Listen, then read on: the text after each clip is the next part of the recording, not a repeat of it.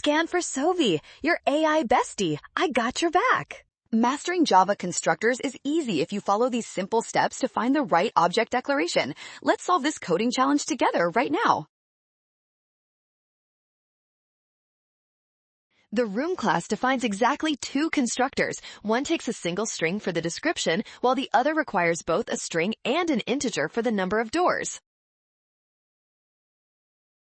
Choice B is correct because it passes a string first and an integer second. This perfectly matches the signature of the second constructor defined in our provided Java class code.